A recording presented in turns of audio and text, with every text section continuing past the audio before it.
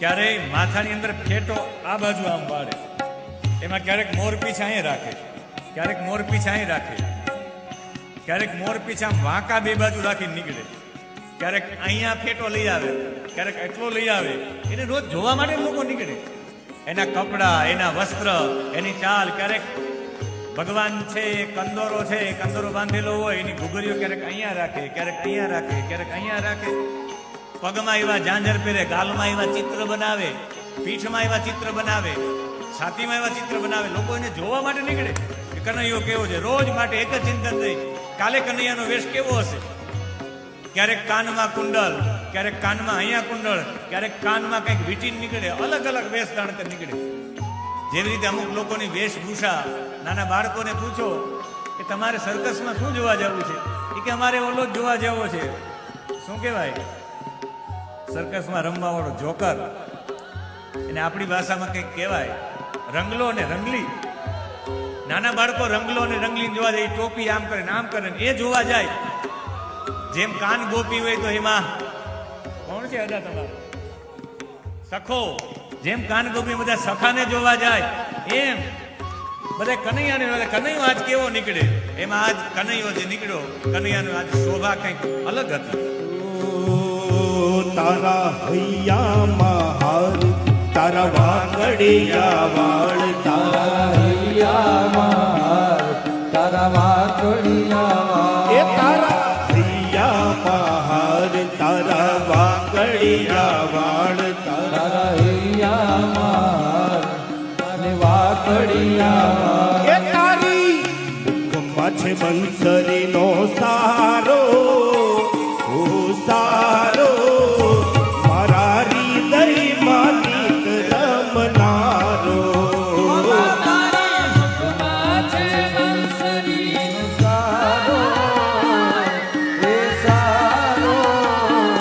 મારા હૃદયમાં ગીત રમનારો.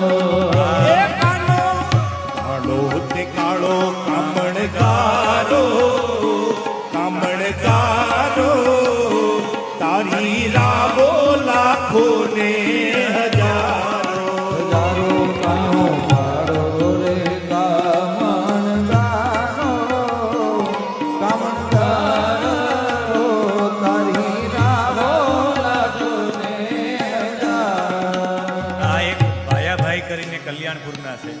ભાયાભાઈ દેશી ગામના માણસ છે. એને આ બનાવેલું છે કે અને એણે કહ્યું કે ભગવાનના ગળામાં આજ હાર પહેરીને ભગવાન નીકળ્યા છે.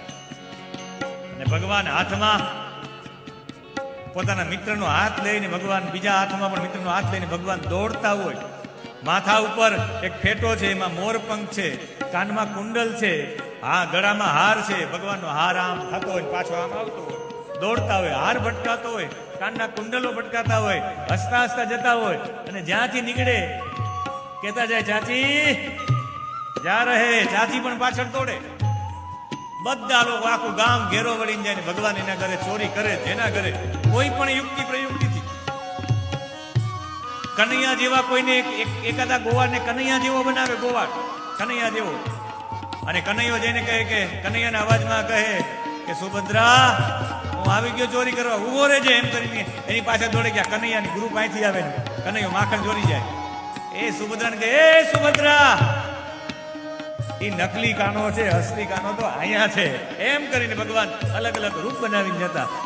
એવું ભગવાને આખી કૃષ્ણ બાળ ચોર્ય લીલા કરી છે. ચોર્ય લીલાના ઉદ્દેશ્ય ખ્યાલમાં આવી ગયા ને. ચોર્ય લીલાનો પહેલો ઉદ્દેશ્ય છે કુપોષણતા દૂર કરવી. ચોર્ય લીલાનો બીજો ઉદ્દેશ્ય છે બધાને આનંદ આપવો. અને ત્રીજો ઉદ્દેશ્ય એ છે કે બધાનું ચિત્ત મારામાં જ રહે, અન્ય કોઈની નિંદા નહીં, અન્ય કોઈના વખાણ નહીં. ચિત્ત મારામાં જ રહે, બધાના ચિત્તમાં કૃષ્ણને વસાવવા માટે ભગવાને આ કાર્ય કર્યું. તારા માથે મુગટ શોભે મોરનું પીઠ, તારા માથે મુગટ શોભે મોરનું પીઠ, તારા માથે મુગટ શોભે મોરનું પીઠ, તારા માથે મુગટ શોભે મોરનું પીઠ, તારા કાને કુંડલ જનકારો ગણ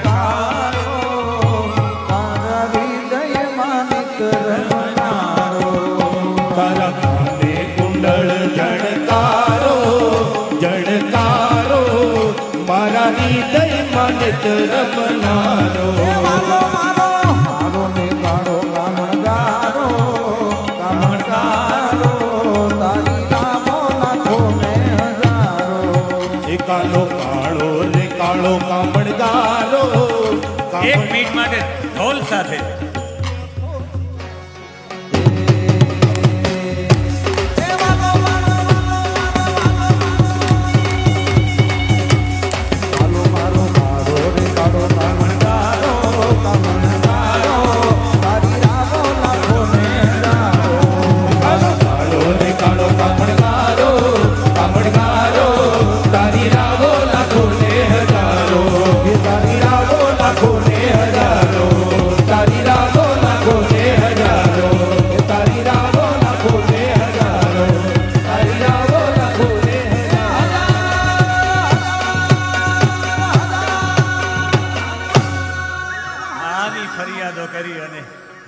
ભગવાને એક દિવસ માટી પણ આરોગી છે.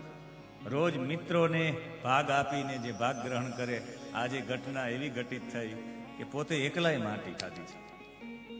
એટલે સારી બાબતોમાં સાથમાં રાખે, નબળી બાબતો મિત્ર એને કહેવાય કે જે દુઃખમાં તમારી સાથે રહે, સુખમાં નહીં. સુખમાં સાથે રાખે, દુઃખમાં એકલા એકલા માટી ખાય. એટલે બધાએ ફરિયાદ કરી. અને એ ફરિયાદ માટે જ્યારે માએ કહ્યું ત્યારે માને મુખ બતાવ્યું. ત્યારે પહેલી વખત મુખમાં જેવી રીતે બગાસું ખાધું ત્યારે વિશ્વરૂપ બતાવ્યું, એમ આજે પણ બતાવ્યું છે. આ બતાવવાનો ભાવ છે કે માં મારા મુખમાં માટી નથી. इसे माटी मत मानिए माता, ये व्रज की माटी नहीं, व्रज की रज है. આ વ્રજની રજની મહત્તા જેટલા આ બ્રહ્માંડમાં જેટલી શક્તિ છે એટલી શક્તિ આ વ્રજની રજમાં પણ છે. એ બતાવવા માટે, વ્રજની રજની મહત્તા બતાવવા માટે આ આખી ભૂમિકા ઊભી થઈ છે. અને એ ભૂમિકા ઊભી થઈ છે એટલે મુખ ખોલીને બતાવ્યું છે. અને આ મુખ ખોલીને બતાવ્યું છે, ખાલી મુખ ખોલીને નથી બતાવ્યું, એની અંદર વ્રજની રજ બતાવી છે. વ્રજની રજની ઓરાઓ કેટલી છે એ બતાવવા માટે અહીંયા ભગવાને વાયુ, પૃથ્વી, વૈદ્યુત, અગ્નિ, ચંદ્રમા, તારાઓ આ બધું બતાવીને કહ્યું છે કે આને કહેવાય વ્રજની રજ. વ્રજની રજમાં જે શક્તિઓ છે એટલી શક્તિઓ બીજે ક્યાંય નહીં હોય. એટલે આજે પણ વ્રજની રજમાં આડોટવાનો મહિમા છે. તમે વ્રજની રજમાં આડોટો એટલે આખા બ્રહ્માંડની શક્તિઓનો સંચાર શરીરમાં થઈ જાય. આજે વ્રજની રજની મહત્તા એટલી છે, કૃષ્ણએ મુખમાં બતાવ્યું માં એટલી મહત્તા છે. એટલે આખું મુખમાં વ્રજની રજ નહીં પણ આખું બ્રહ્માંડ દેખાડું. ભગવાનના મુખમાં નહીં, વ્રજની રજમાં દેખાડું છે.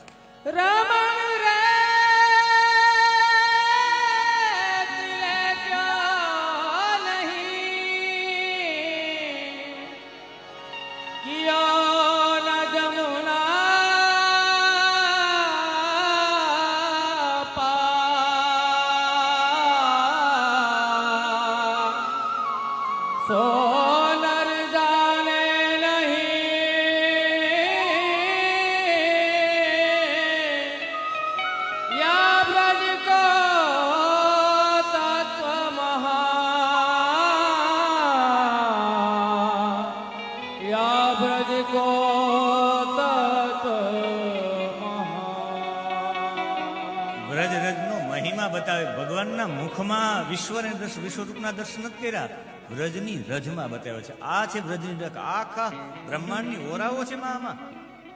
અને સુખદેવજીને પરીક્ષિતજી પૂછે છે કે એવા ક્યાં કર્મ કર્યા યશોદાએ કે એને વ્રજની રજની મહત્તા કૃષ્ણએ બતાવી છે?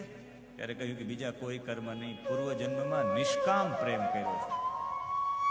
જે ભગવાનને નિષ્કામ પ્રેમ કરે, ત્રણ જન્મોમાં કૃષ્ણ ગર્ભ અને સુતપા બનીને, અદિતિ અને કશ્યપ બનીને, દ્રોણ નામના વસુ અને ધરા નામની પત્ની બનીને નિષ્કામ ભગવાનને પ્રેમ કર્યો. જે નિષ્કામ ભગવાનને પ્રેમ કરે ને એને નિષ્કામ પ્રેમ આપવા માટે ભગવાન પધારે. એટલે ભગવાન એને ત્યાં પધાર્યા છે.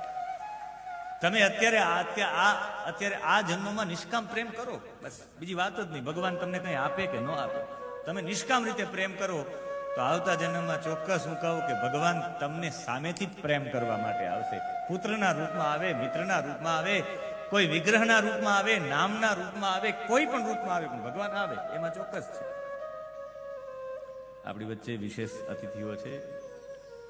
પરમાર સાહેબ, વિજયભાઈ અને સાથે સાથે અમારા ગામના અજીતભાઈ, જીણાભાઈ સહિત જે મહાનુભાવો પધાર્યા સૌનું તાલીઓના નાદથી સ્વાગત કરશું. અને આ એવા માટે સ્વાગતને હમણાં અમારા ગામમાં કથા થઈ. કથામાં યુવાનોએ બહુ તનતોડ મહેનત કરી, પણ એ તનતોડ મહેનતમાં જે કૃતજ્ઞતા જ્ઞાપન કરવું જોઈએ, બધાનો આભાર માનવો જોઈએ, એમાં 2-3 લોકો મારી નજર સામે હતા, એનો મેં આભાર વ્યક્ત કર્યો. પણ અમારા અજીતભાઈ સોલંકી એનો આભાર વ્યક્ત થવાનો રહી ગયો હતો, એટલે આજે અહીંયા કરી દઉં છું. ગીર ગંગોત્રી ગૌ સેવા ટ્રસ્ટના યુવાનોએ અમારા શ્રી અજીતભાઈ સોલંકી, એની સાથે સાથે રમેશભાઈ સોલંકી, જીણાભાઈ બાપુ, આ બધાએ તનતોડ મહેનત કરી. એટલે એ ત્યાં બાકી રહી ગયો હોય તો અહીંયા વ્યક્ત કરી દો. એટલે આજ તમે બધા પધાર્યા. સાગરપુત્ર ફાઉન્ડેશન આપ સૌનું તાલીઓના નાદથી સ્વાગત કરે છે. આમાં તો એવું હોય કે એક તોલમાં ઓછું રહે તો બીજા તોલમાં કરી દેવાનું, છેલ્લે તો ભેગું તો એમ જ થઈ જાય ને. ભગવાન નિષ્કામ પ્રેમ કરો એટલે ભગવાન નિષ્કામ પ્રેમ કરવા માટે, આજ યશોદા નિષ્કામ પ્રેમ માટે દધિમંથન કરવા માટે ગયા છે. અને એ નિષ્કામ પ્રેમ તમારા જીવનમાં, નિષ્કામ પ્રેમ ભગવાન પ્રત્યે જોઈને ખબર કેમ પડે? તમારા દરેક શરીરના અંગો છે, એ શરીરના અંગોથી વ્યક્ત થાય કે તમે નિષ્કામ પ્રેમ કરો છો. તમારું શરીર ધ્રુજવા માંડે તો સમજવાનું, ભગવત કાર્ય કરતા કરતા ધ્રુજવા માંડે તો સમજવાનું કે નિષ્કામ રીતે જોડાયેલા છે. તમારા માથાનો, તમારો શૃંગારનું પણ ધ્યાન ન રહે, એટલી તન્મયતા થઈ જાય કે ઉપરથી માથાના વેણીના પુષ્પો ખરવા માંડ્યા, હાથના કંકણનો અવાજ આવવા માંડ્યો, કાનના કુંડલનો અવાજ આવવા માંડ્યો, તોય આંખો બંધ છે. ખબર જ નથી રહી કે શું ચાલે. થાકી ગયા, આખા ચહેરા પર પરસેવો થયા છે, પરસેવાના બિંદુ થયા છે, તોય ખબર નથી રહી. જ્યારે શરીરનું અને શૃંગારનું ભાન ભૂલી જવાય ત્યારે સમજવાનું કે આ અત્યંત પ્રેમની નિશાની છે. અને અત્યંત પ્રેમની નિશાની માટે ભગવાન તમારું માખણ ન લે, પણ ભગવાન તમારી જ્યાં જ્યાં આસક્તિ હોય તમામ આસક્તિ હટાવી દે. તમને જ્યાં જ્યાં તમારું મન જ્યાં ફસાયેલું હોય ને, એ બધી વસ્તુમાં તમારા મનને દૂર કરી નાખે. આનું નામ તો મનમોહન છે. એટલે તો આને મનમોહન કહેવાય. માનું મન હતું, હજુ પણ માખણમાં હતું, દહીંને સાચવવામાં હતું. એટલે માને કહ્યું કે મારી માનું મન આમાં હવે લાગવું જ ન જોઈએ. એટલે માને દૂધ લેવા માટે મોકલા, અને કનૈયે તમામ મટકીઓ તોડી નાખી કે મારી માની આસક્તિ આમાં ન રહે. ક્યારેક આપણી આસક્તિ રહે કેમાં? માળામાં રહે. માળા ખોવાઈ જાય તો રાજી થાજો. ભગવાન કહે કે આસક્તિ માળામાં નહીં, માળામાં રાખ. લગભગ લોકોને ઓહો, આ માળા તો હું છેલ્લા 10 વર્ષથી કરું છું, ઈ માળા ખોવાઈ ગઈ. તમને આસક્તિ માળામાં નહીં, ભગવાન કહે માલામાં છે. ભગવાન માળા ખોઈ નાખે. જેમાં જેમાં આસક્તિ હોય એવી ટોટલી વસ્તુ ખોઈ નાખે તો સમજવાનું કે તમારી વસ્તુ ખોવાની ભગવાન તમને નિષ્કામ પ્રેમ કરે છે. તમે પણ એને નિષ્કામ પ્રેમ કરો છો. નિષ્કામ પ્રેમ કરવા વાળાની બધી વસ્તુ ભગવાન લઈ લે. એક મહાત્માજી મને મળ્યા હતા અયોધ્યામાં ઘણા બધા વર્ષો પહેલા. એ અયોધ્યામાં મને ટ્રેનમાં મળ્યા. હું બનારસથી અયોધ્યા જતો હતો, કાશીથી. પહેલી વખત એ અયોધ્યામાં ગયો તો એ ટ્રેનમાં મહાત્માજી મળ્યા હતા. મહાત્માજી સંન્યાસી હતા. એટલે મને પૂછ્યું, તમે સંન્યાસ લીધો એનું કારણ નાનપણથી લીધું કે ના મોટી ઉંમરે સંન્યાસ લીધો? લેવાનું કારણ શું? કે નાનપણમાં મા બાપ ગુજરી ગયા, મહેનત કરીને માંડ કરીને સગાઈનું લગ્નનું ગોઠવાનું, લગ્ન માંડ કરીને કર્યા. લગ્ન કર્યા ને અમે એક ગાડીમાં જતા હતા, ને ગાડીમાં એક્સિડન્ટ થયું. મારા પત્ની ગુજરી ગયા ને હું બચી ગયો. લગ્નના થોડા જ દિવસ થયા હતા. મેં વિચાર્યું કે મને નાનપણથી મા બાપનું સુખ નથી મળ્યું, મને પત્નીનું સુખ પણ નથી મળ્યું. એનો મતલબ હવે મને ખ્યાલ આવી ગયો કે હવે મારા જીવનમાં આવા સુખ માટે મારો જન્મ થયો જ નથી. મારો જન્મ ભગવાનના કાર્ય માટે છે. કે મેં સંન્યાસ લઈ લીધો. ત્યારે મને એવું થયું કે ઓહો, હા, આની વિચારધારા તો જો કેટલી ઊંડી વિચારધારા. એક સેકન્ડમાં બધું છૂટી ગયું. અને એક સેકન્ડમાં છૂટી જાય એમ મારી માને કોઈની આસક્તિ રહેવી જ ન જોઈએ. એટલે ભગવાને મટકા તોડ નાખ્યા. હવે એ માને એમ થયું કે હું મારા દીકરાને દંડ આપું. એ દંડ આપવા માટે પાછળ દોડ્યા. ભગવાન પકડાણ નહીં. છેલ્લે માં થાકી ગયા તો ભગવાને લાકડી આમ ફેંકી દીધી. અને તમે કંટાળો ને થાકો ત્યારે હાથમાં વસ્તુ એ ફેંકી દો. લાકડી ફેંકી દીધી. ખબર પડી ગઈ કે મારી માં કંટાળ્યા છે. કૃષ્ણ પકડાઈ ગયા.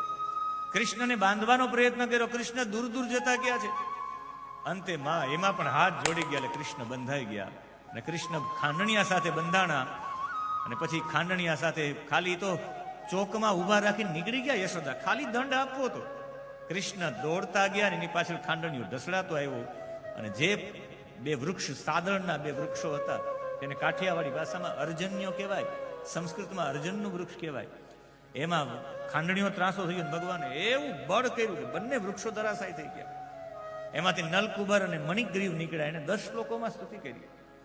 બે યક્ષના દીકરા હતા. બે રડતા રડતા કહે કે ભગવાન તમે અમારી ઉપર કૃપા કરી. અમને નારદજીએ શ્રાપ આપ્યો કે તમે વૃક્ષ બની જાઓ. અમે મંદાકિની જેવી પવિત્ર નદીમાં નિર્વસ્ત્ર સ્નાન કરતા હતા, વ્યભિચાર કરતા હતા, અપ્સરાઓ સાથે દારૂ પીતા હતા. નારદ જેવા મહાપુરુષ નીકળ્યા ત્યારે અપ્સરાઓ તો સમજી ગઈ, પણ અમે સમજ્યા નહીં અહંકારમાં. એનું પરિણામ આ છે. 100 દિવ્ય વર્ષો સુધી અમે સાધના કરી છે. આજ ભગવાન તમે અમને મળ્યા છે અને તમે કૃપા કરી છે, તો હવે એમને મૂળ સાથે ઉખેડી કાઢ્યા છે. મૂળ સહિત તમારા જીવનની કોઈ પણ વસ્તુ તમારે દૂર કરવી હોય તો એ પરમાત્મા વિના કોઈ કરી જ ન શકે. પરમાત્મા વિના પરમાત્માને કેન્દ્રમાં ન રાખો ત્યાં સુધી મૂળ સાથે કોઈ વસ્તુ જાય નહીં. ઘણા લોકો કહે કે ભાઈ અમે આ વસ્તુ અમે આ વ્યસન છોડી દીધું, પણ એના કેન્દ્રમાં ભગવાન તો મૂળ સાથે જશે, બાકી પાછા ખાતા થઈ જશો. એટલે લોકો પ્રતિજ્ઞા કરે, એટલે ભગવાનને વચ્ચે રાખે, એટલે સોગંદ ખાય. જેના કેન્દ્રમાં ભગવાન હશે એ મૂળ સાથે એનું નિકંદન નીકળી જશે, બાકી થોડા સમય માટે રહેશે, પાછા એમાં પડી જશો તમે. ભગવાને આ બંનેને મૂળ સહિત બંનેને ઉખાડી કાઢ્યા છે. આજ સ્નિગ્ધ અને મધુકંઠ થઈને આજે પણ કીર્તન કરે છે. સતત ભગવાનના સંપર્કમાં રહેવું હોય તો ભગવાનનું કીર્તનમાં જોડાઈ જાઓ, સતત ભગવાનના સંપર્કમાં. અને એ સતત ભગવાનના સંપર્કમાં એટલે ભગવાને બે વૃક્ષોને ત્યાંથી દૂર કરી નાખ્યા. હવે ભગવાન કહે કે હવે અહીંયા નથી રહેવું. એવા માટે નથી રહેવું કે બધાને ચિંતા થવા માંડશે. અને બધાને ચિંતા થવા માંડે કે વારંવાર આ જગ્યામાં જ આવું થાય. એટલે ઉપનંદને ભગવાને વિચાર આપ્યો. ઉપનંદ કે હવે આપણે અહીંયા નથી રહેવું, બધા જતા રહે વૃંદાવન. ભગવાન વૃંદાવન જાય પેલા એક સુખિયા માલણને ભગવાન એની ઉપર પણ કૃપા કરતા જાય. ખાલી એની ઉપર કૃપા કરતા જાય એમ નહીં, એની ઉપર ભગવાન પહેલી વખત ભગવાને કોઈના હાથનો શ્રૃંગાર ગ્રહણ કર્યો હોય, બહારના કોઈ વ્યક્તિનો, તો એનું નામ છે સુખિયા. એની અંદરથી એક જ મહત્વકાંક્ષા કે હું ભગવાનનો શ્રૃંગાર કરું, પણ ભગવાન મને સામેથી કહે તો, અને મને ભગવાન સામેથી કહે તો ભગવાન માટે એ ફળ વેચવા વાળી પણ થઈ ગઈ ને અંતે ભગવાને શ્રૃંગાર કરવાનું કહ્યું. સુખિયા માલણ સુખી થઈ પોતાનું જન્મ નક્ષત્ર આવ્યું એ બધાને દાન પુણ્ય કરીને મનાવ્યું છે. અને પછી ભગવાન ને બધા લઈને વૃંદાવન ગયા છે. ગોકુળમાં 4 વર્ષ, પછી વૃંદાવનમાં 7 વર્ષ ભગવાન રહ્યા. અને હવે વૃંદાવનમાં પ્રવેશ કર્યો છે અને વૃંદાવનમાં ચારે તરફ ગાડાઓ રાખી દીધા છે ગાયોને બચાવવા માટે. મકાન તો હતા જ નહીં. ગાયોના રક્ષણ માટે ભગવાન કહે કે બધા કંઈક કંઈક કામ કરવા જોઈએ. નાનામાં નાનો વ્યક્તિ પણ કામ કરે તો એ સુખીમાં સુખી ગોકુળ અને વૃંદાવન સુખી એવા માટે હતા. પ્રત્યેક વ્યક્તિ કંઈક ને કંઈક કામ કરતો હતો. એ ગૌ સેવાનું કામ સ્ત્રીઓ સંભાળે તો પુરુષો એ બધું વેચવાનું કામ અને બીજી બધા કામોને સંભાળતા. એનું સંરક્ષણ કેમ થાય, ગામો કેમ ઊભા થાય, એવા બધા કામો કરતા હતા. આપણે પણ ઘોડી ભરવાણ ચાલી ભગવાનને વેચવા એવું ગીત છે. એનો મતલબ એક એ થાય કે જે ગોપીઓ જેટલી હતી એ પણ ક્યારેક સમય હોય ત્યારે એ પણ દહીં દૂધ વેચવા જતા રહે. માખણ વેચવું હોય તો એના પુરુષો જાય, દહીં દૂધ વેચવું હોય તો એની ગોપીઓ જાય. નાના બાળકો હોય એ શું કરવા જાય? નાના બાળકો હોય વાછરડા ચરાવવા જાય. મોટા ગોવાળો હોય, યુવાનો હોય, શું કરવા જાય? ગાયો ચરાવવા જાય. બધા માટે કામ હતું. દેશને સુખી કરવો હોય તો પ્રત્યેક વ્યક્તિ કામ કરતો હોવો જોઈએ, નાનું મોટું કરતો જ હોવો જોઈએ. આજે વિદેશમાં જે બાળકો ભણવા જાય એ ખાલી ભણતા નથી, ભણતા ભણતા પાર્ટ ટાઈમમાં નોકરી પણ કરે છે. દેશને સુખી બનાવવો હોય તો એના માટેનો આ ઉપાય છે. પ્રત્યેક વ્યક્તિ કામ કરતો હોવો જોઈએ. મોરબી સુખી એવા માટે છે કે મોરબીના લોકો તો કામ કરે છે, મોરબીના બહેનો પણ કામ કરે છે. ભરત કામો ઘરે બેઠા બેઠા, ઘડિયાળના કાંટાના કામો કરે છે. પ્રત્યેક વ્યક્તિ થોડું ઘણું પણ કામ કરે. સતત એમાં જ રહેવું એવું જરૂરી નથી, પણ પ્રત્યેક વ્યક્તિ, નાનો બાળક છે, નાનો બાળક બીજું કંઈ ન કરે તો કંઈ નહીં, પોતાનો બાથરૂમ તો સાફ રાખે, એટલું કામ તો કરી શકે. પોતાનું ભોજનની થાળી તો પોતે સાફ કરે. એવું કામ ભગવાન કહ્યું કે અમે ગૌ વત્સ પાલક બનશું. ગાયોના વાછડા ચરાવવા માટે ભગવાન કૃષ્ણ ગયા છે. વાછડા ચરાવવા માટે ખાલી ગાયોના વાછડા ન ચરાવ્યા. ભગવાને વાછડાઓ ચરાવતા ચરાવતા ભગવાને 3 રાક્ષસોને માર્યા છે. વત્સાસુર, બકાસુર અને અઘાસુર. આ વત્સાસુર એટલે અજ્ઞાન. અજ્ઞાનને મારવું હોય તો કેમ મરાય? ભગવાને બધાને અજ્ઞાનને મારવા માટેની વ્યવસ્થા ગોઠવી છે. ભગવાને બધાને સત્સંગ કરાવ્યો. સત્સંગમાં વાતો કરતા કરતા ભગવાને બીજાના ઉદાહરણો આપતા આપતા, બીજાના દ્રષ્ટાંતો આપતા આપતા લોકોના જીવનમાંથી અજ્ઞાન દૂર કરી નાખ્યું છે. તમારે કોઈ વ્યક્તિને અજ્ઞાન દૂર કરવું હોય તો એને એમ ના કહેવાય કે સિગરેટ પીવાથી તમને આવા રોગ થાય. સિગરેટ ફલાણા વ્યક્તિએ પીધું ને એક જ મહિનામાં આવું થયું, એની સામે તમારા નજર સામેનો દાખલો બતાવો એટલે એની સિગરેટ મુકાઈ જાય. તમે વાત કરો, આજે પણ આપણે કહીએ કે આ કરવાથી આમ થાય, આ કરવાથી આમ થાય, એનો મતલબ છે કે એના મનમાં દ્રઢ સંસ્કાર પડે. રોજ ભગવાન એવી વાત કરતા એટલે આ લગભગ લોકો અજ્ઞાનથી દૂર થઈ ગયા. ભગવાન બીજા બધાને એટલો બધો પ્રેમ આપે, કોઈના પગ દબાવે ભગવાન થાકી ગયા હોય ને, હાથમાં કેળનું પાન લઈને બધાને હવા નાખે. ભગવાન કોઈને બીજા બધાને રાજી કરવા માટે ભગવાન કુકડો બને, ભગવાન મોર બને, ભગવાન હાથી બને, ભગવાન વાંદરાની જેમ એકથી બીજા ઉપર કૂદકા મારે, ઝાડવા ઉપર, નદીમાં કૂદકો લગાવે, ભગવાન કુસ્તી લડાવે. જેમ બધા થાકી ગયા હોય તો પરસેવોલું છે, બધાના એટલા બધા પ્રેમથી કામ કરે. બધાને પ્રેમ આપતા આપતા ભગવાને કહ્યું કે આપણે જો કૃષ્ણ આપણા બોસ થઈને, આપણા સ્વામી થઈને, આપણા રાજા થઈને, આપણા નાયક થઈને એ જો એટલો પ્રેમ આપતા હોય તો આપણે પણ એકબીજાને પ્રેમ આપવો જોઈએ. એમ પ્રેમ આપતા આપતા લોકોના જીવનથી અજ્ઞાન દૂર કરી નાખ્યું. એ વત્સાસુરને મારવા બરાબર છે. એ છે વત્સાસુર. વત્સાસુર એવી રીતે મૃત્યુ થયું. એના પછી બકાસુર, બગલો દંભનું પ્રતીક છે. દંભ, બગલાની બે ચાંચ પકડીને ચીરી નાખો. ક્યારે પણ આપણા જીવનમાંથી દંભ દૂર કરવો હોય તો ભગવાને કહ્યું કે બે વસ્તુ દૂર કરો. એક વસ્તુ છે એ છે લોભ અને એક છે અસત્ય. તમારા બાળકો પાસે પ્રતિજ્ઞા કરાવો કે કુળદેવીના માથા પર હાથ મૂકીને કહેજે બેટા હું ક્યારે અસત્ય ઘરમાં કોઈ દિવસ જૂઠું નહીં બોલું. એવી ભગવાને તમામ ગોપીઓને કહ્યું કે તમે તમારા ઘરમાં પ્રતિજ્ઞા લેવડાવજો તમારા બાળકોને કે અસત્ય ન બોલે. અને બધી ગોપીઓ એના બાળકોને એના માથા ઉપર હાથ મુકાયો, ગાય ઉપર હાથ મુકાયો, ભગવાનના મૂર્તિ ઉપર હાથ મુકાયો. દીકરાઓ ઘરમાં અસત્ય ન બોલતા. એટલે અસત્ય બોલવા વાળો જ મોટો દંભી થાય. અસત્ય દૂર થઈ એટલે દંભે દૂર થઈ જાય. ભગવાન બધા માટે નવું નવું ભોજન બનાવીને જમાડતા. રોજ માટે ગોપીઓ કહે કે તમે કંઈક લઈ જાઓ, કૃષ્ણનું જ જમે રાખશો. એટલે નવા નવા ભોજન બનાવીને પહોંચાડે અને બધું ભોજન ભેગું કરીને બધાને જમાડે. એટલો બધો પ્રેમ વ્યાપી ગયો. એમ બકાસુર દંભનો વધ કર્યો. અને છેલ્લે અઘાસુર, અજગર એટલે અઘ એટલે પાપ.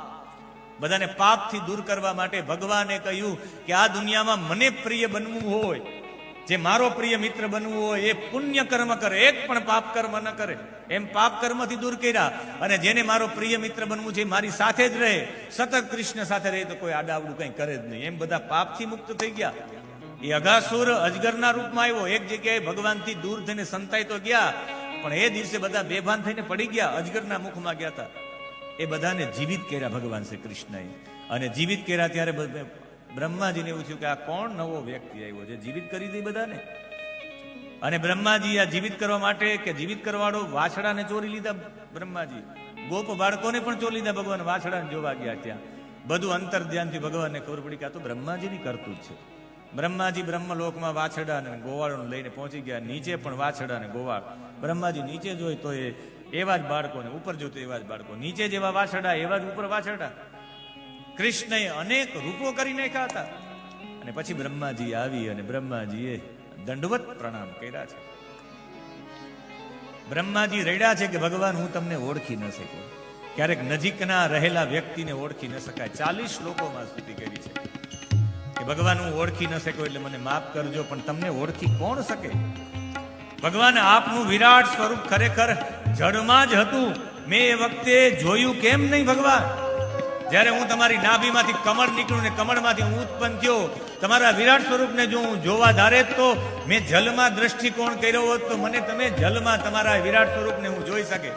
પણ હું જળમાં જોવાની જગ્યાએ નાળચાને જોઈ રાખ્યો. ક્યારેક ક્યારેક આપણે સાધનને જોઈ રાખીએ, સાધ્યને નહીં. આપણે કથામાં આવીએ તો મંડપને જોઈ રાખીએ, આપણે કથામાં આવીએ તો સ્પીકરને જોઈ રાખીએ, આપણે કથામાં આવીએ તો સોફાને જોઈ રાખીએ. અહીંયા જોવાનું તો એ જ છે. આંખો બંધ કરી લો એટલે હૃદયમાં કૃષ્ણને જોવા માટે આપણે બધા પટેલા છે. આંખો બંધ કરો એટલે ભગવાનની સ્મૃતિ થવી જોઈએ, તમને અનુભૂતિ થવી જોઈએ. આ સ્ક્રીન ઉપર તમને વારંવાર વચ્ચે આ સ્ટુડિયો વાળા લોકો તમને બતાવે કૃષ્ણ દોડતા હોય, કૃષ્ણ જમતા હોય, કૃષ્ણ આ કરતા હોય. આ બ્રહ્માજી બતાવે. તમારા ચિત્તમાં એ ચિત્ર સ્થપાઈ જવું જોઈએ. ભગવાન હું કમળના નાળચામાં જોઈ રાખ્યો, મેં જલમાં દ્રષ્ટિ ન કરી કે તમને આમાં હું જોઈ શકું. મારો દ્રષ્ટિકોણ તો એ વિરાટ સ્વરૂપને હું જોઈ ન શક્યો.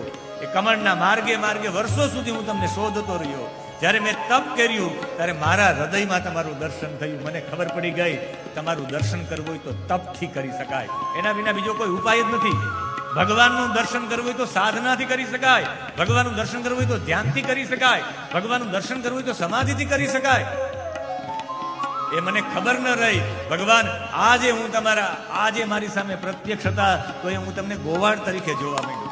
તમારા મૂળ રૂપને જોયું, દંડવત પ્રણામ કરી આંખોમાંથી આંસુ પાડતા પાડતા બ્રહ્માજીએ સ્તુતિ કરી છે. અત્રેવ માયા દમનાવતારે, અત્રેવ માયા દમનાવતારે, યસ્ય પ્રપંચસ્ય બહિસ્ફુટસ્ય, યસ્ય પ્રપંચસ્ય બહિસ્ફુટસ્ય, કૃષ્ણસ્ય ચાંતરજઠરે જનન્યા, કૃષ્ણસ્ય ચાંતરજઠરે જનન્યા, માયાત્વમેવ પ્રકટીકૃતં તે, માયાત્વમેવ પ્રકટીકૃતં તે, અત્રેવ માયા દમનાવતારે, અત્રેવ માયા દમનાવતારે, યસ્ય પ્રપંચસ્ય બહિસ્ફુટસ્ય, યસ્ય પ્રપંચસ્ય બહિસ્ફુટસ્ય, અત્રેવ માયા, અત્રેવ માયા, અત્રેવ માયા દમનાવતારે. હે ભગવાન, તમારી માયાને હું ઓળખી ન શક્યો. આનાથી તો વધારે, મારાથી તો વધારે ભાગ્યશાળી એ વૃંદાવનની સ્ત્રીઓ છે, વૃંદાવનની ગાયો છે, વૃંદાવનના એ ગોપ બાળકો છે. તમને ભલે ઓળખી ન શક્યા તમે બ્રહ્મ છો, પણ એનાથી વધારે પ્રેમ તમને બીજું કોણ કરી શકે? ભગવાનને પ્રેમ કરવો એમ નહીં, એક બાળકને પ્રેમ કરે છે. તમે ભગવાનને જાણીને તો ભગવાનને બધાય પ્રેમ કરે, પણ કોઈ બાળકને પ્રેમ કરવો એ દુનિયાની સૌથી મોટી. કોઈ મોટા લોકો નાના વ્યક્તિને પ્રેમ કરે, એને રિસ્પેક્ટ આપે, ખરેખર ધન્ય તો એ લોકો છે. તમને ઓળખા વિના પણ પ્રેમ કરે ને હું તમને ખરેખર ઓળખી શકો તો એટલો પ્રેમ નથી કરી શકતો. એટલે ધન્ય તો એ છે કે જે તમને પ્રેમ કરી શકે. આ દુનિયામાં ધન્ય એ છે કે જે ભગવાનને પ્રેમ કરી શકે. અને એનાથી પણ અહો ભાગ્યમ, એનાથી વધારે પરમ ભાગ્યશાળી એ લોકો છે જે ભગવાનને ઓળખતા નથી તો એ બધાને પ્રેમ કરે. એ દુનિયામાં સૌથી મોટા ભાગ્યશાળી. દરેકની અંદર પરમાત્મા રહેલા છે. આખા જગતના તમામ લોકોને પ્રેમ કરવો એ દુનિયાનો સૌથી મોટો ભાગ્યશાળી છે. 3 વખત દંડવત પ્રણામ કર્યા, 4 વખત પરિક્રમા કરી, પણ ભગવાને જોયું નહીં, નીકળી ગયા. અને હવે ભગવાન 6થા વર્ષમાં પ્રવેશ કરે છે. ભગવાન હવે વાછડાઓને છોડી અને ગાયો ચરાવવાની શરૂઆત કરી. બધા વાછડાઓને બધા ગોપ બાળકોને મૂકી ગયા. 1 વર્ષ પછી પોતાના ઘરે આવ્યા હતા. હવે ભગવાને ગાયો ચરાવવાની શરૂઆત કરી. ગાયો ચરાવવા જાય ત્યારે ભગવાન ચકોર નામનું પક્ષી, અરે ક્રોંચ નામનું ચકવાહ, ભારદ્વાજ નામના બધા પક્ષીઓના અવાજ કરે છે. દોડતા દોડતા આવ્યા, શ્રીધામા આવ્યા છે. અરે એની સાથે સ્તોક આવ્યા છે, સુબલ આવ્યા છે. કહ્યું કે બાજુમાં સુંદર વૃક્ષો છે, એમાંથી તાડ નામના વૃક્ષમાંથી અમારે ફળ જોઈએ છે. બલરામજીને ઈશારો કર્યો કે જાઓ તમે જઈને એને ફળ અપાવો. ફળ નથી અપાવવાના, ફળના વૃક્ષોનો પણ નાશ કરવાનો છે. ત્યાં રહેલા જેટલા દુષ્ટ લોકો છે એને પણ દંડ આપવાનો છે. એટલે ધેનુકાસુર જેવા રાક્ષસો હતા.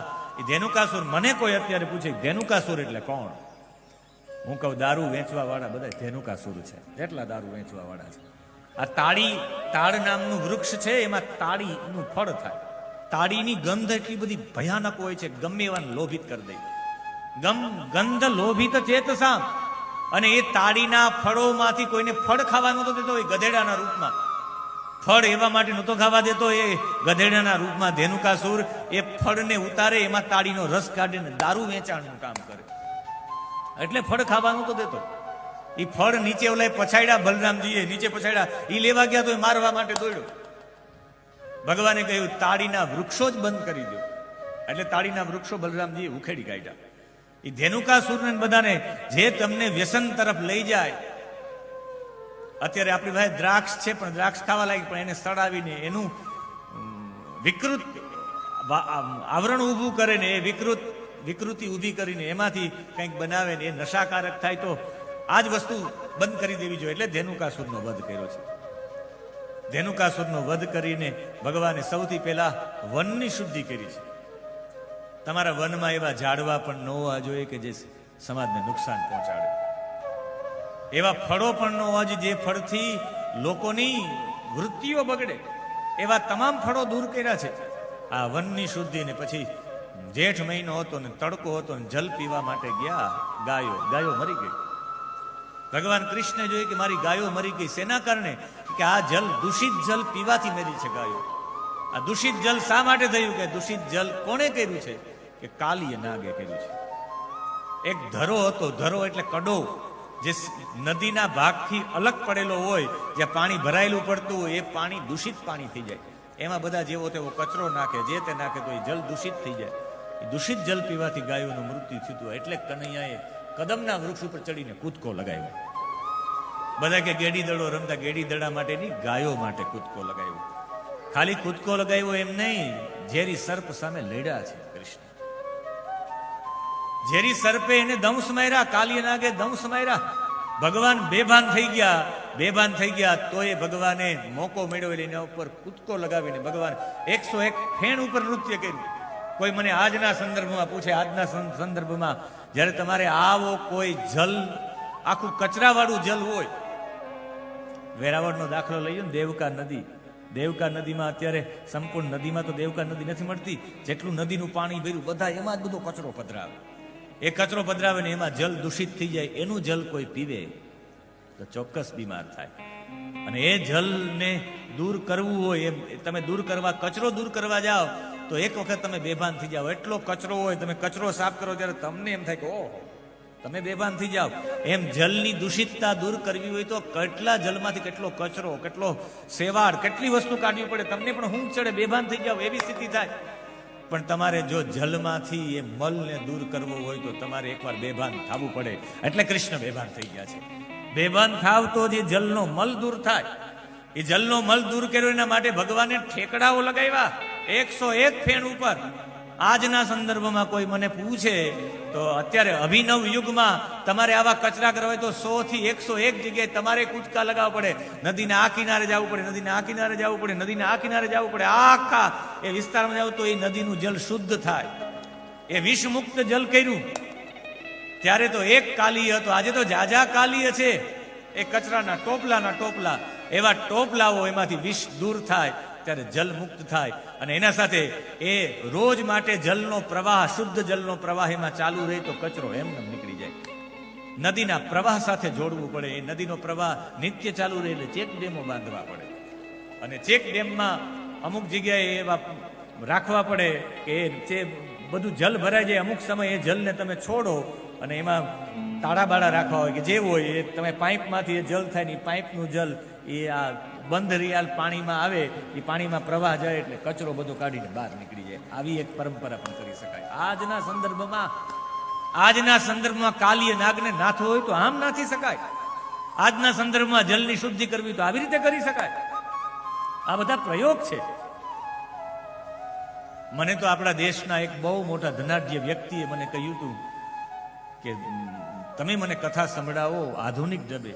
આજે પણ મને કોઈ કહે કે આધુનિક ઢબે કથા સંભળાવો તો હું આધુનિક ઢબે કથા સંભળાવવા માંગુ છું.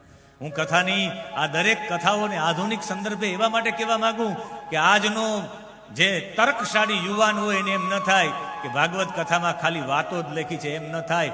આજના તમારા જેટલા પણ મોટી મોટી સમસ્યા છે, સમસ્યાના ઉકેલ શ્રીમદ ભાગવતજીમાં છે. મોટા ભાગના ઉકેલો પ્રાપ્ત થઈ જાય.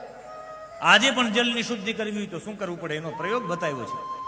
કાલિય નાગની પત્નીઓએ પ્રાર્થના કરી, અને જ્યારે તમે આવી શુદ્ધિ કરવા જાઓ ત્યારે ચોક્કસ બધાએ પ્રાર્થના કરી. કરવાની કઈ જરૂર નથી ને, થાશે નહીં ને, આમ નહીં થાય ને. પણ જે મેદાનમાં ઉતરી જાય એ જલ શુદ્ધ કરીને જ રહી. વર્ષો પહેલાની મને ચર્ચા ખબર છે. નરસિંહ મહેતા તળાવ જુનાગઢમાં સાફ કરવા માટે લોકો વિતરાઈને ઊંડો કરવા માટે, ત્યારે બધા કે થશે જ નહીં, ન થાય ને આ ન થાય ને, પણ રાષ્ટ્રીય સ્વયંસેવક સંઘના સ્વયંસેવકોએ રાત દિવસ એમાં મહેનત કરી. એમાં એક દિવસ મહેનત કરવામાં હું પણ હતો. રાત દિવસ મહેનત કરીને સ્વચ્છ કરીને આજે નરસિંહ મહેતા તળાવ તમે જોવ તો લાગે કે ના છે. શરૂઆત એવી કરવી પડે. એમ મને એવું થાય કે દેવકા નદીને પણ સાફ કરવી તો થઈ શકે ખરી. લોક જુવાળ ઉભો થાય. બધું કઈ નગરપાલિકા ઉપર થોડું છોડી દેવાય. કેટલી જગ્યાએ પહોંચે એ તો સ્વયંભૂ ઉભા થાય તો એ થઈ શકે. અને એક ચેક ડેમ બને તો એ પ્રવાહને પાછો શુદ્ધ કરી શકાય.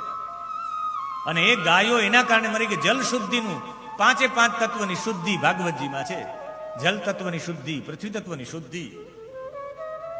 કલેક્ટર સાહેબ શ્રી પણ પધારવાના છે. એ પહેલા મેં કીધું વિષય એ લો, બાકી કહે છે કે હાલો કાલ દેવકા સાફ કરી નાખો. હાલે એ તો ભાઈ દિગ્વિજયસિંહજી છે, એના માનસમાં આવી જાય તો થઈ જાય. એટલે મેં આ વિષય પહેલા લઈ લીધો. એટલે એ ક્યારેક એવું થાય કે એમને એવું લાગે કે મને સંબોધીને આ કહ્યું હશે, પણ આ તો મને સહજ રીતે વિચાર પ્રગટ થઈ ગયો. અને એ પત્નીઓએ પ્રાર્થના કરી ત્યારે કહ્યું કે જાઓ અહીંયાથી નીકળી જાઓ. જલ શુદ્ધ થઈ ગયું. અને જ્યાં મનુષ્યને પીવા માટે અને પ્રાણીઓને પીવા માટે જ્યાં જલની સુવિધા હોય એ જલ દૂષિત ન હોવું જોઈએ. ભગવાને મેસેજ આપ્યો છે સૌથી મોટો. પીવાનું મનુષ્યોને પ્રાણીઓને પીવાનું જલ છે દૂષિત ન હોવું જોઈએ, શુદ્ધ જ હોવું જોઈએ. એ શુદ્ધ જલનો આગ્રહ રાખીને ભગવાને આ સૌથી મોટું કાલિય નાગ ઉપર કૃપા કરી છે. અને કાલિય નાગ ઉપર કૃપા કરી પછી પ્રલંબાસુર નામનો રાક્ષસ ગોપ બાળક બનીને આવ્યો છે. અને ગોપ બાળક બનીને આવ્યો છે ત્યારે ભગવાન રમતમાં ભગવાને રમત રમતા હતા. કેટલી રમતોની ચર્ચા છે. હું આપને રમતોની ચર્ચા કરીશ તો આપને એમ થાય કૃષ્ણ એટલી રમત રમી હશે. બ્રાહ્મણે એકબીજા ઉપર ભ્રમણ કરે, આમ ફુદેડી ફરે એ રમત કૃષ્ણે કાઢી. લંઘને મીણી ઠેકામણી, આમ નો આમ પગ ઊંચા રાખે એના ઉપર આમ રાખીને પછી ઓલા આમ કૂદકો મારી જવાનો. એ પછી હવે આમ પગના અંગૂઠા પડીને ઉભા રહે, પછી એના પર હાથ રાખીને એક વ્યક્તિને ઠેકી જાય, 2 વ્યક્તિ ઉભા રહે, 2ને ઠેકી જાય, એવી રમત. ક્ષેપે આમ દૂર સુધી કોઈ વસ્તુને ફેંકવાની, ગોળા ફેંક અને ચક્ર ફેંક કૃષ્ણ દ્વારા પ્રાપ્ત થયેલી છે. આસ્ફોટ અને ઉપરથી કૂદકો મારવાનો, પાણીનો ઉછાળો કેટલો ઊંચો જાય એની રમત.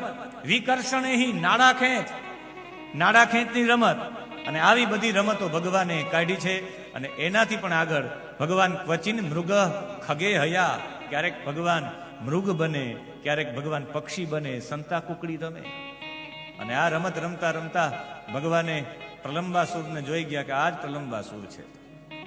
ને આ પ્રલંબાસુરને અહીંયાથી દૂર કરવો હોય તો ભગવાને એક રમત રમ્યા. ભગવાને કહ્યું કે એક કૃષ્ણ સંગઠિનમ કેચિદ આસન રામસ્ય ચા પરે. ભગવાન કે કોઈને હવે રમત રમવી હોય તો હવે ગ્રુપમાં રમત રમશું, આવી જાવ ગ્રુપમાં રમત માટે. ભગવાને તત્કાલ કહ્યું કે મારા ગ્રુપમાં કોણ આવશે. પ્રલંબાસુરને એમ થયું કે આમાં ગ્રુપમાં પડી જાવ, કૃષ્ણને મારી નાખું. તત્કાલ હાથ પધરાયો કે હાલો હું તમારા ગ્રુપમાં. કહ્યું કે મારા ગ્રુપમાં કોણ આવશે બીજું. ભદ્રસેન કે હું આવી જાઉં. કૃષ્ણ પ્રલંબાસુરને ભદ્રસેન થઈ ગયા. આ તરફ શ્રીદામા બલરામજીને વૃષભ થઈ ગયા. ભગવાન કે જે હારી જાય એ જીતેલા વ્યક્તિને માણું મીઠું કરે. સામે ભાંડીર વન છે અને ભાંડીરકમ નામ વટમ જગમુ કૃષ્ણ પુરોગમા. દોડી એક પગે દોડતા દોડતા ત્રણેય લોકો ગ્રુપમાં દોડવાનું. કોણ એ વટવૃક્ષને સ્પર્શ કરી લે પેલા એ જીતી ગયા. ભગવાને આમ હાથ દબાવી રાખ્યા, આ દોડી ન શક્યા. ભગવાનનું ગ્રુપ હારી ગયું. ભગવાને તત્કાલ શ્રીદામાને ખંભા ઉપર માણું મીઠું કરી લીધું. આ તરફ ભદ્રસેને વૃષભને લીધા. હવે પ્રલંબાસુરનો વારો આવ્યો. એને બલરામજીને ઉઠાવ્યા, બલરામજીને ઈશારો કર્યો, એક મુષ્ટિકા મારી. ત્યાં ને ત્યાં રામ નામ સત્ય થઈ ગયું. અને હવે પછી બધી ઋતુઓનું વર્ણન છે. અમે દર વખતે ગ્રીષ્મ ઋતુનું વર્ણન બાકી રાખી દઈએ છીએ. ક્યારેક શરદ ઋતુનું વર્ણન કરીએ, ક્યારેક વર્ષા ઋતુનું વર્ણન કરીએ, પણ ગ્રીષ્મ ઋતુનું વર્ણન પણ થવું જોઈએ. ગ્રીષ્મકાલ હોય ત્યારે કેવો કાલ હોય, ત્યારે ભગવાન વાંસળી વગાડતા વગાડતા ગાયો ચરાવતા હોય, ત્યારે આખું વાતાવરણ ગ્રીષ્મ ઋતુનું કેવું હોય એનું વર્ણન આખા 18મા અધ્યાયમાં કરવામાં આવ્યું છે. 2 શ્લોકોમાં વર્ણન છે. સરિસર શ્રવણો નિવાયુના, સરિસર શ્રવણો નિવાયુના, કલહાર કંજો ફલ રે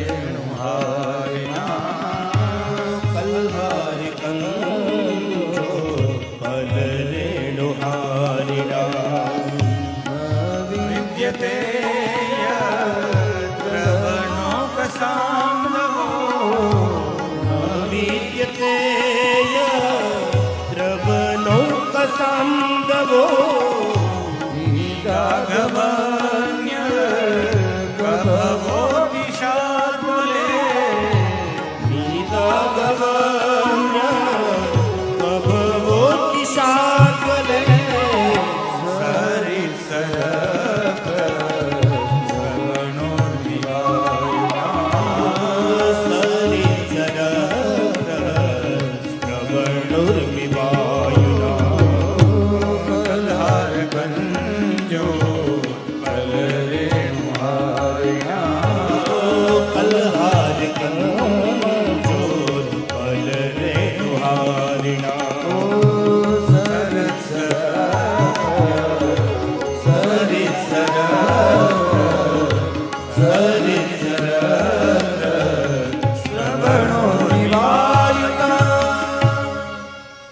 લીલા લીલો ધરો ઉગ્યો છે.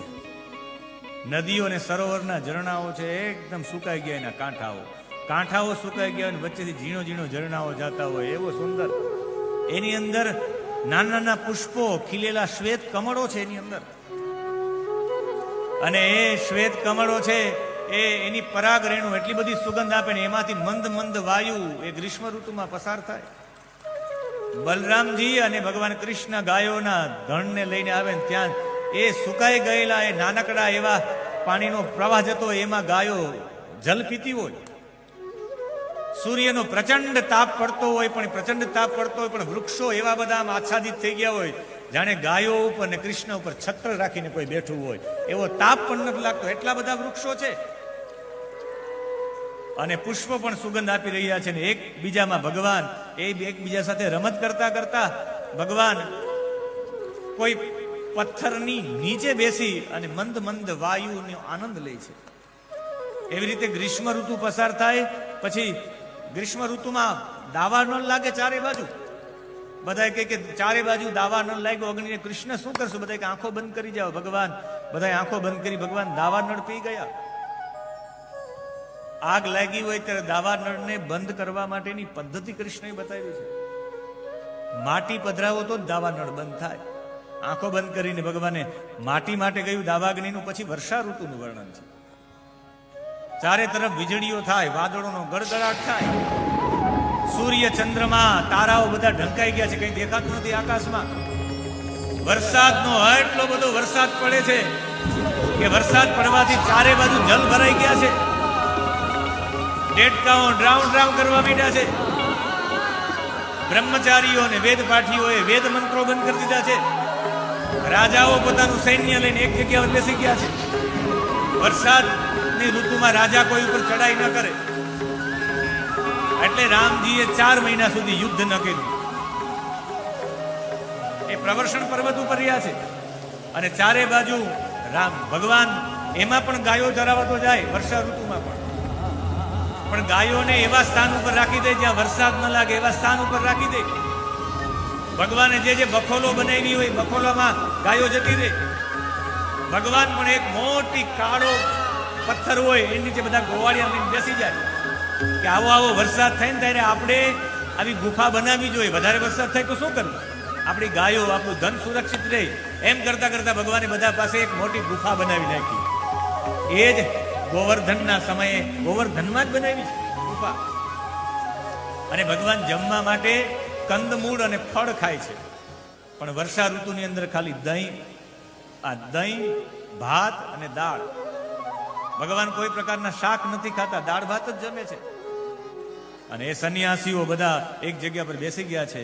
એ સમયે ઋતુકાળમાં સ્ત્રી આવે તો ગર્ભાધાન પણ કોઈ ન કરે. ખેતરોમાં અનાજ પાકી ગયું છે. અને પછી જ્યારે વર્ષા ઋતુ પૂર્ણ થઈને શરદ ઋતુ આવી તો વેપારી લોકો, સંન્યાસી લોકો, રાજા લોકો બધા પોતપોતાના કામ કરવા માંડી ગયા. રાજા ચડાઈ કરવા જતા રહ્યા, વેપારી વેપાર કરવા માટે ગયા, સંન્યાસી ચાલવાનું બંધ કરી દીધું, ચાલવાનું ચાલુ કરી દીધું એને. અને એ સમયે ભગવાન વાંસળી વગાડતા વગાડતા નીકળ્યા છે. અને જે વાંસળી વાગી છે એ એકની નથી વાગી, 2 લોકોની વાંસળી વાગે છે. બલરામજી અને કૃષ્ણજી બંને વાંસળી વગાડે છે. અને આ વાંસળી વગાડતા વગાડતા નીકળે છે ત્યારે એક વખત ભગવાન વક્ત્રમ રજેશ સુતયોહો, બંને ભાઈઓ આમ જોતા જાય.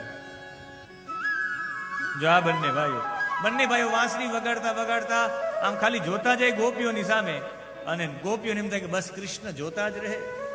સવારથી લઈને સાંજ સુધી ભગવાન આવે નહીં, ત્યાં સુધી ભગવાનની રાહ જુએ. અને ભગવાનની રાહ કેવી રીતે જુએ?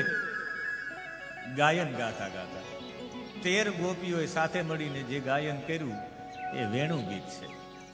અને વેણુ ગીતમાં બીજું કઈ નહીં, એ ગાયા રાખે છે કે ઓહો કૃષ્ણએ યૈ નિપીતમ, એના નેત્રોથી બસ એટલું જ પાન કરી રાખે છે. અનુરક્ત કટાક્ષ મોક્ષમ, પ્રેમપૂર્ણક જોઈ રાખે કૃષ્ણ આ રસ્તે આવશે, કૃષ્ણ આ રસ્તે આવશે. અને કૃષ્ણ આ રસ્તે આવશે જોતા જોતા કૃષ્ણની છબી મનમાં વિચારે કે કૃષ્ણ આજે કેવા લાગતા હતા, આજે કૃષ્ણની છબી કંઈક ઓર છે. કૃષ્ણએ ફેટો બાંધ્યો છે. આ બાજુ ઘણા બધા પુષ્પ રાખ્યા છે, આ બાજુ ઘણા બધા મોરના પંખ રાખ્યા છે. આખું મસ્તક ભરેલું છે મોર પંખથી અને પુષ્પથી. ગાયને બાંધવાની રાહ અહીંયા ડાબા ખંભા ઉપર રાખી છે. ગાયના પગ બાંધવાનું નોજણું ભગવાન અહીંયા બાંધ્યું છે. એનું ફૂમકું અહીંયા છે. કાન ઉપર આંબાના મોર લગાડ્યા છે. ગાલમાં ચિત્ર, છાતી ઉપર ચિત્ર, પીઠમાં ચિત્ર, ઘેરુથી ચિત્ર બનાવ્યા છે. પીળું પિતાંબર પહેર્યું છે, પીળું ઉપવસ્ત્ર ઓઢ્યું છે. ગળાથી લઈને પગ સુધી ઝીણા ઝીણા સફેદ પુષ્પની માળા પહેરી છે. ગળાથી લઈને નાભી સુધી લાલ, પીળા, ગુલાબી કમળની માળા પહેરી છે. જેના પગ વાંકા, આંખો અડધી બંધ ને અડધી ખુલ્લી છે. કમર વાંકી અને ડોક વાંકીને ભગવાને વાંસળીનો સૂર વગાડ્યો છે. અને ભગવાનના એ આખું ચિત્ર જોતા એવું લાગે કે ભગવાન કોઈને બોલાવે છે. એની બાજુમાં હાથ રાખી એના ખંભા ઉપર નીલાંબર પહેરેલા બલરામજી પણ એવી જ વેશભૂષા, એક નીલાંબર ને એક પીતાંબરમાં. એમ જ ઓળખી શકાય કે આ બલરામ છે ને આ કૃષ્ણ છે. અને બંને એવી વાંસળી વગાડે, એવી વાંસળી વગાડે. વાંસળીનો સૂર જે જંગલમાં ગયો છે, જંગલમાં એના તમામ મિત્રો બે હાથ ઊંચા કરીને જય હો જય હો તલ્લીન થઈ ગયા. અરે ગાય જે વાંસળીનો સૂર સાંભળે, ગાયની આંખમાંથી અશ્રુની ધારા નીકળી ગઈ છે. ગાય જે ચારો ચરી, ચારો મુખમાં રહી ગયો છે, આંખમાંથી અશ્રુની ધારા. વાછડાઓ દૂધ પીતા હતા, દૂધ પીવાનું છોડી દીધું ને આમ આંખો ભરી ગયા છે. કાન ઊંચા, જાણે શબ્દ ચિત્ર ઊભું હોય એમ. એના દૂધનું ફીણ મુખમાં રહી ગયું, અંદર પણ નહીં, બહાર પણ નહીં. અરે જવા દ્યો, એનાથી આગળ નદીઓ છે, નદીઓમાં પણ ભમરો આવવા માંડી છે. જાણે નદીઓ ગરબા રમતી હોય એમ યમુનામાં ઘુમરીઓ થવા માંડી. આકાશમાંથી જે વિમાનો પસાર થતા દેવાંગનાઓના, એને વાંસળીનો સૂર સાંભળ્યો. વાંસળીનો સૂર સાંભળીને બેશુદ્ધ થઈ ગઈ. એક દેવાંગના વસ્ત્ર સરકી ગયું છે, ખબર નથી રહી. દેવાંગનાઓ ભાન ભૂલી ગયા. પક્ષીઓ આકાશમાં ઉડે છે એ પણ રોકાઈ ગયા કે કોણ આ વાંસળી વગાડે છે. સ્તબ્ધ થઈ ગયા. એક વૃક્ષ બાજુમાં હતું અને વૃક્ષ ઉપર પક્ષીઓ હતા. એક પણ મટકું માર્યા વિના પક્ષી એક આંખે જુએ છે કે આ કોણ છે. અને એમાં આ ચિત્ર છે. આવું ચિત્ર ઊભું થયું. ઉપર દેવાંગના નીકળે છે. પક્ષીઓ જે વૃક્ષ ઉપર બેઠા છે, આમાં એ ચિત્ર નાનું છે. બાકી વૃક્ષને તમે એકદમ ઝૂમ કરો તો એ વૃક્ષો ઉપર પણ પક્ષી બેઠા છે. અને એક આંખે એક ટકે જોઈ રાખે છે કે બસ અને કૃષ્ણને માણીએ, કૃષ્ણને માણીએ. ત્યાં હરણીઓના બચ્ચા આવ્યા છે. આમાં હરણીઓ પણ છે. હરણીઓ પણ આમ મુખ રાખીને જાણે ભગવાનને બધું સમર્પિત કરવા આવી હોય એવી હરણીનો બચ્ચા છે. મોરે આવીને ત્યાં પાંખો ફેલાવી નૃત્ય કરવા માંડ્યા. મયુર પણ. આકાશમાંથી વાદળો નીકળ્યા, વાદળો પણ રોકાઈ ગયા. વાદળો વાંસળી સાંભળીને એવા એના ઉપર સરી પડ્યા જાણે ખોરા વરસતા હોય. ઝીણા ઝીણા ખોરા વરસે જાણે પુષ્પની વૃષ્ટિ કરતા હોય. એક કાળું ડિબાંગ વાદળ ઉપર આવીને રોકાઈ ગયું. જાણે ભગવાનને છત્ર છાયા કરતું હોય, ભગવાનનું કાળું છત્ર હોય એમ છત્ર ઉપર થઈ ગયું. એ સમયે વૃક્ષો હતા, એ વૃક્ષો નમી ગયા છે, ભગવાનને નમન કરતા હોય. એ વૃક્ષોમાંથી મધની ધારા નીકળે છે. ભગવાનના ચરણોમાં જાણે અર્ઘ્ય અર્પણ ન કરતા હોય. એ વમળો જે યમુના નદીમાં થતા હતા, એ વમળોમાં અમુક કમળના પુષ્પોમાં વમળો આવી ગયેલી. વમળો હતા હતા ભગવાનના ચરણ પાસે રોકાઈ જાય છે. જાણે ભગવાનના ચરણોમાં નદી પોતે આમ રાસ રમતા રમતા આમ ઘૂમતા ઘૂમતા કમળ અર્પણ કરવાનું આવી હોય. યમુના સ્વયં એવા યમુનાજી સ્વયં અર્પણ કરવા હોય એવું લાગે છે. અને ભગવાન એમાં વાંસળી વગાડે ત્યારે અમુક ભીલડીઓ છે, ભગવાન ચાલીને ગયા હોય ને ભગવાનના પગમાં લાગેલું ચંદન ઘાસમાં લાગેલું હોય એ પોતાના શરીરમાં લગાડી કહે કે આહા ધન્ય થયા છે. જે સંન્યાસીઓ સાધના કરતા હતા એની આંખો ખુલી ગઈ. કોણ આ વાંસળી વગાડે છે? ભગવાનની બંસી. ऐसे બધી તેરે તેર ગોપીઓ વર્ણન કરે ગિરિરાજજી તો નાચવા માંડ્યા છે. ગિરિરાજ નૃત્ય કરે એવું દ્રશ્ય છે. અરે કોઈ કહે વૃક્ષોના સ્પંદનો, જાણે વૃક્ષો નૃત્ય કરતા હોય, એ નમી પડ્યા હોય, એમાંથી મધની ધારા નીકળતી હોય, ઉપરથી મેઘ, ચારે બાજુ પ્રકૃતિ ઉપર આનંદ અને આનંદ છવાઈ ગયો છે. અને ગોપીઓ કે આ બધા આનંદ કરીને અમે રહી જાય. ભગવાન આ વાંસળીમાં એવું બધું શું છે કે ભગવાન વાંસળીને એટલો પ્રેમ કરે, ક્યારેક હોઠ ઉપર લગાડે, ક્યારેક કમર ઉપર, ક્યારેક હાથ ઉપર. એક સેકન્ડ પણ વાંસળીને છૂટી ન રાખે. એટલે એ વાણી, એ વાંસળી પ્રત્યે, એ વેણુ પ્રત્યે, મુરલી પ્રત્યે, બંસી પ્રત્યે પોતાનો ભાવ રજૂ કરતા કરતા ગોપીઓ એક ગીત ગાયું, એને કહેવાય વેણુ ગીત. અને વેણુ ગીત પ્રત્યે ભાવ વ્યક્ત કર્યો કે ખરેખર તું અમારી સૌથી મોટી દુશ્મન છો. તારા તરફ ધ્યાન છે તો તારા તરફ ધ્યાન છે એટલે અમારા તરફ ધ્યાન નથી જતું. એક વખત તારા તરફથી ધ્યાન હટે તો અમારા તરફ કનૈયો જુએ, અને કનૈયો જુએ તો એને ખબર પડે કે અમે તમારા માટે પણ કંઈક કરીએ છીએ. એટલે તું ખરેખર અમારી સૌથી મોટી દુશ્મન છે એવું વ્યક્ત કરી અને વાંસળી પ્રત્યે પણ ગોપીઓએ ભાવ વ્યક્ત કર્યો.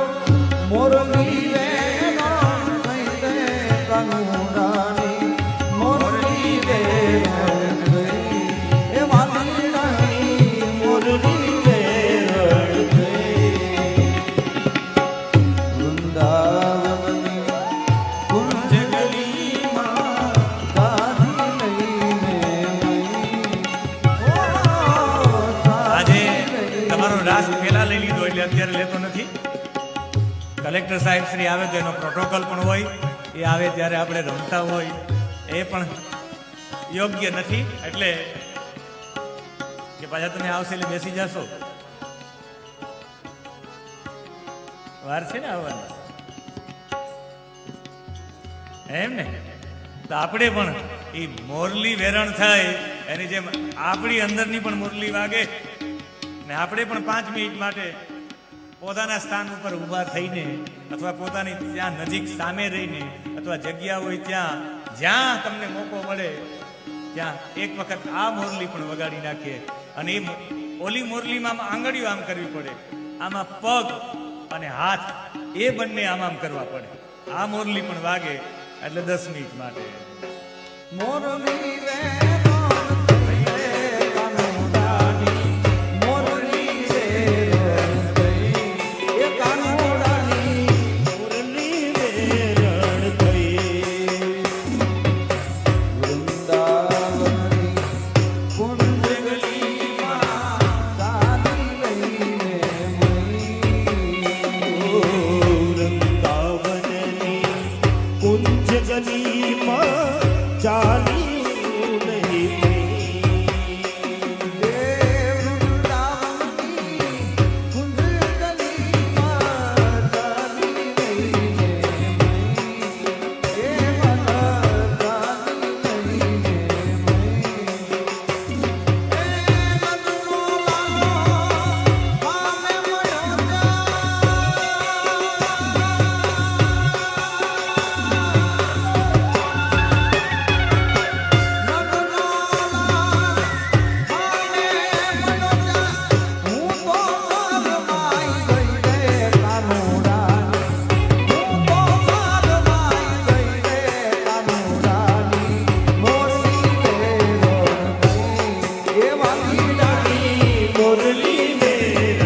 શહેર પ્રમુખ જયેશભાઈ પંડ્યા, મૌલિકભાઈ વૈયાટા, દેવેનભાઈ ઓઝા, અશ્વિનભાઈ વરડિયા, હાર્દિકભાઈ ઝાલા, પવનભાઈ શિયાળ, હિતેશભાઈ ચાંદપા, મનીષભાઈ શિયાળ, મનોજભાઈ ઢોડિયા, અરવિંદભાઈ રાણીંગા, વિજયભાઈ બારડ, બાદલભાઈ હુંબલ, જયેશભાઈ બારડ, જયકરભાઈ ચોટાઈ, અશોકભાઈ ગડા સહિતના બારડ, જયકરભાઈ ચોટાઈ, અશોકભાઈ ગડા સહિતના તમામ મહાનુભાવોને તાલીઓના નાદથી વધાવી દઈએ. વાલા તો બાલકોનો